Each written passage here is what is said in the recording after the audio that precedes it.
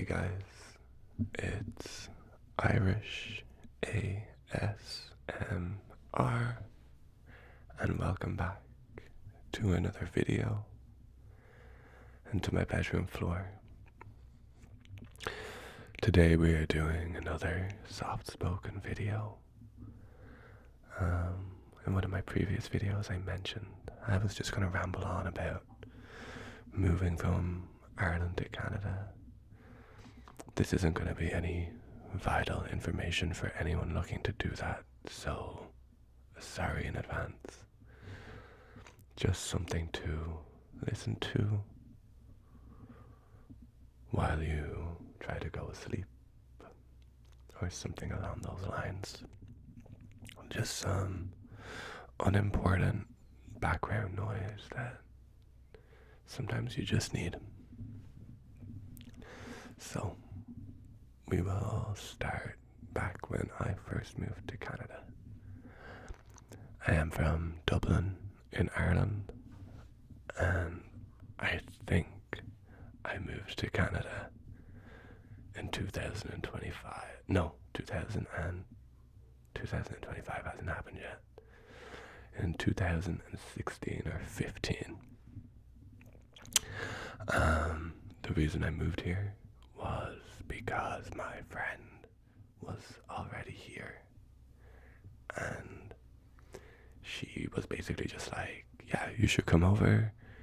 It's a great place. The weather's great. Well, the weather's better than Ireland. There's like beautiful big mountains to go hiking in and just to travel the world a little. So I followed her on over to Vancouver, where I lived for 2 years.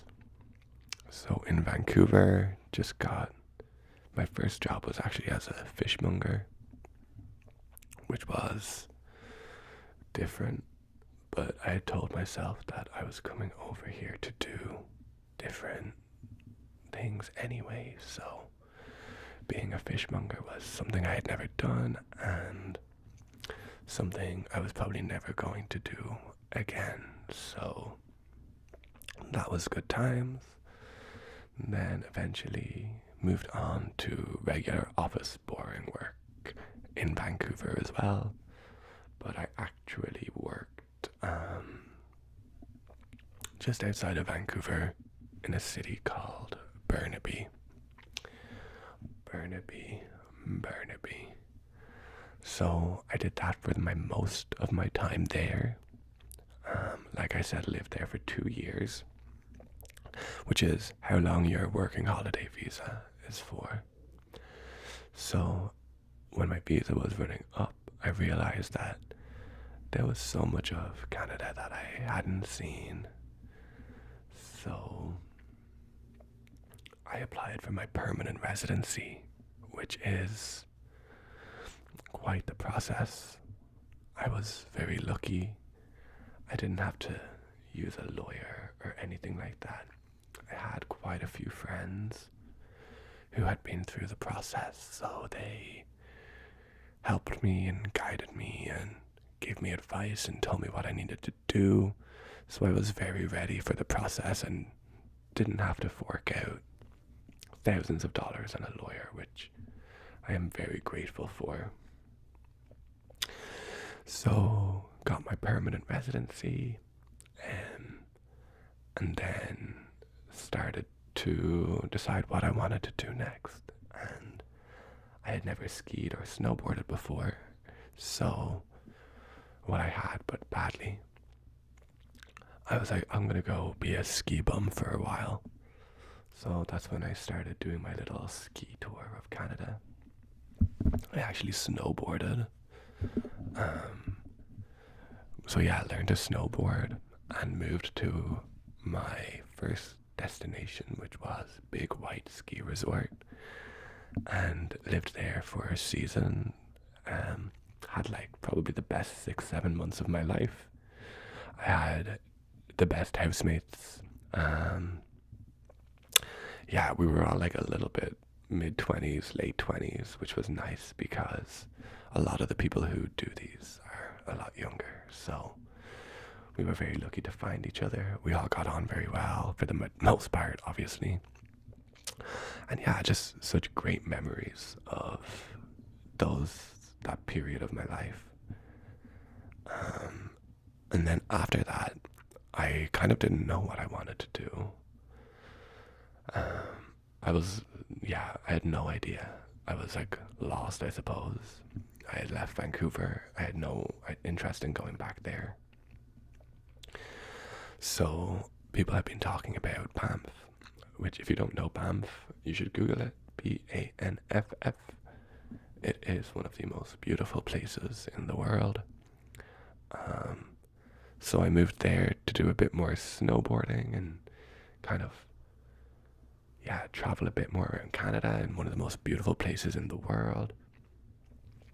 And then I got to call that place home for 2 years, maybe 2.5 years. I can't remember.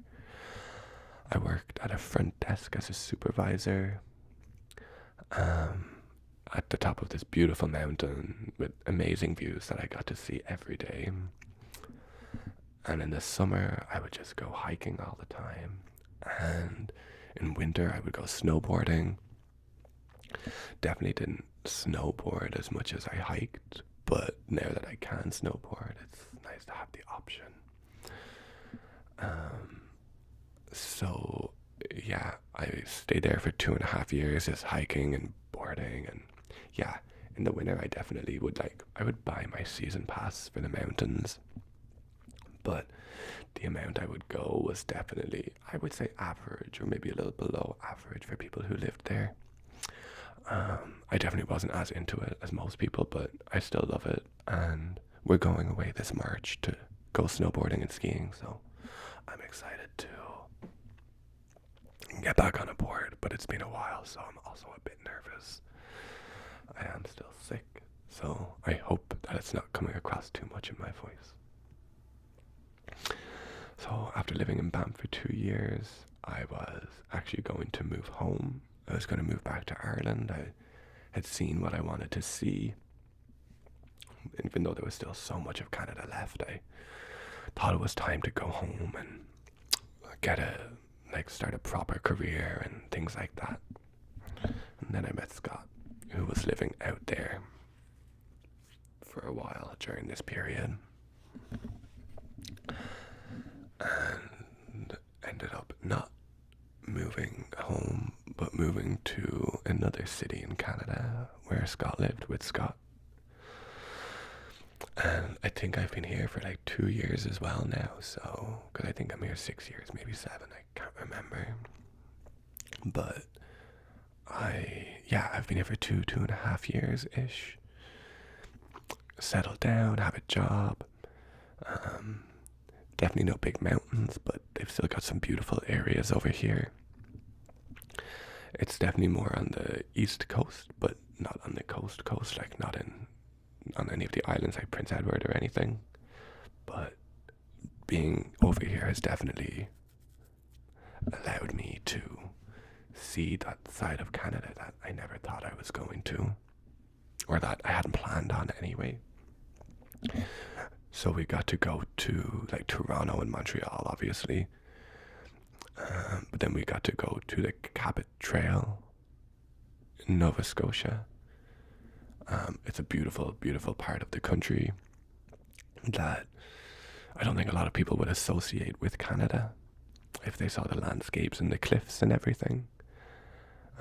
But it was amazing. So we have done the Cabot Trail. We also did Prince Edward Island with a few of our friends, which was amazing. It's also just another beautiful place with these massive beaches, and once again, just not what you associate Canada with. But that's what I love about it here.